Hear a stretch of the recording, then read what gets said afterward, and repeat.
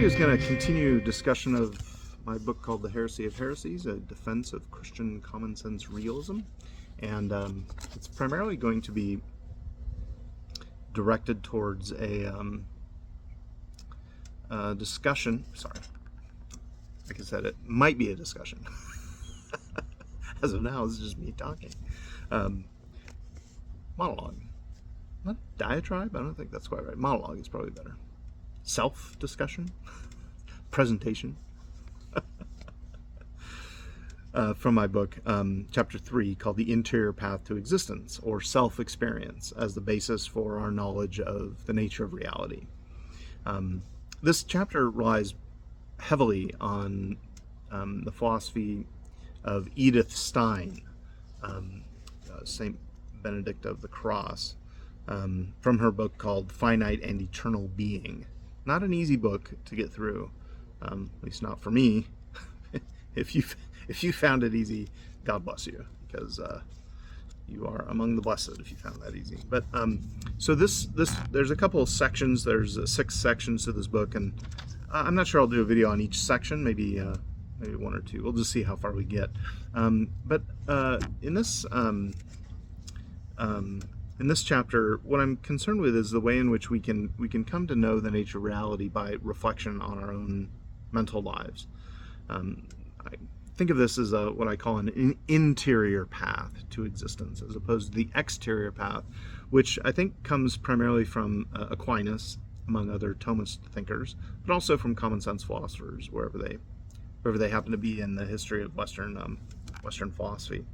But Stein's book, I think, presents some really nice ideas. So let me just start reading from the chapter, and then I'll stop and make some commentary along the way as we go. So this is chapter 3, 3.0, From the Inside and Out, ? From the inside and out? From the inside and out? Okay, sorry. There's multiple ways to say that. I arrive at the beach. I feel the cool, wet sand at my feet. I taste the saltiness of the ocean water on my lips. I hear the sound of the crashing surf. I smell the freshness of the sea air. I see waves breaking offshore. These things are real. Every person knows what is real from ordinary common sense experiences like these. They also tell us more. They tell us about the nature of reality itself, about existence itself. But these experiences occur in me, a subject of experience. When I begin to reflect on myself and my experience of myself, I can add to my knowledge of the nature of reality, which begins from common sense experience. Okay, so even here, common sense experience, in the ways that I described the nature of common and sense and experience, or common and sense experience,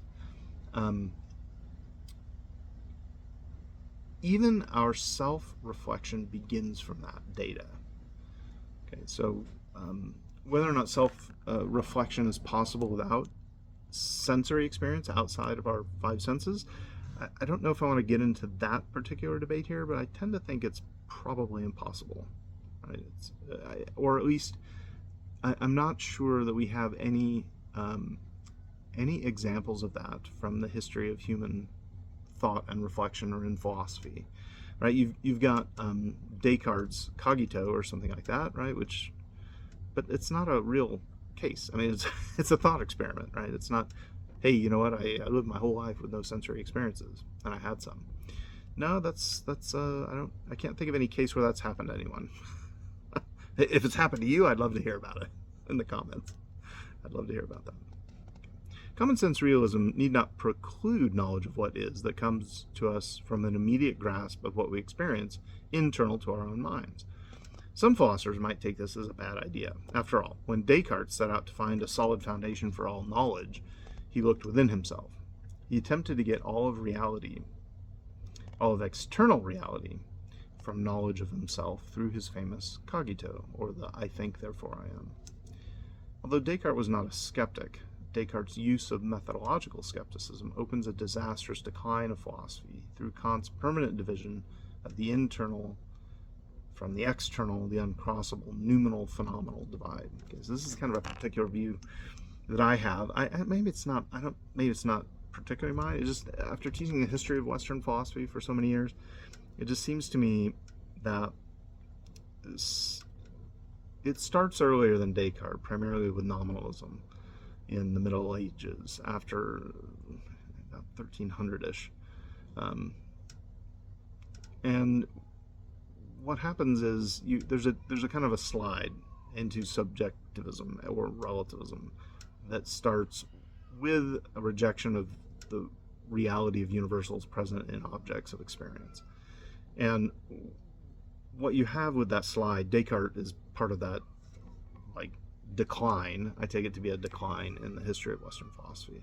And by the time you get to Kant, well, you might think you've hit rock bottom. Things can always get worse, and they often do, even in philosophy. And maybe postmodernism is the way in which Kantianism gets worse, right? So, but for the common, let's leave all that aside. I have a history chapter here that I will get to maybe in another video. For the common sense realist, looking to what occurs within experience of the self, apart from sense experiences, is still commonsensical. Common sense realism isn't limited to the five senses. A realist need not limit common sense to physical experience, but it can have a broader notion of experience that is common to all human beings. Okay, so I want to call this interior sense or something like that. I mean, what would it mean to deny that, right? What would it mean to say that you've never had a self-experience? Yeah, you have no experience of yourself. Again, is that possible for human beings? Yeah, sure. I guess we all at one point had no experiences of ourselves when we were insufficiently biologically developed to have self-experiences. Right? So, sure. And maybe for someone, maybe if I were born in a permanent vegetative state and stayed that way throughout all of my biological development, I would never be able to have interior sense experiences. Right? But for someone who can have those, it seems like it's pretty obvious that we have them.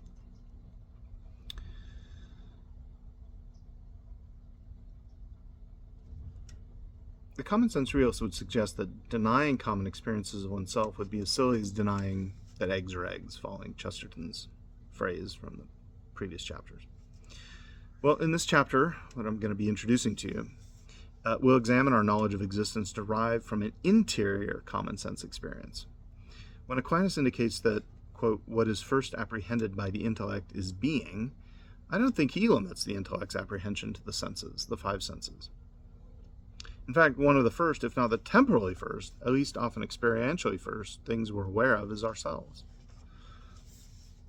One of the first things that our intellect apprehends is itself. We know that we exist. This is what I'm calling here the interior route to our understanding of the nature of existence.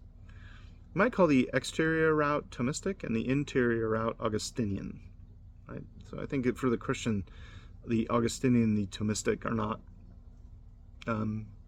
uncomplementary. They complement each other. They're not mutually exclusive. So the significance of this idea was put forward by St. Augustine in On the Trinity, whom Edith Stein quotes from her book. Here's what she quotes Augustine. Of all the things we know, how much do we know the same certitudes as we know that we exist? So Descartes borrows from Augustine, as you know, if you're familiar with the history of Western philosophy, in his famous Cogito.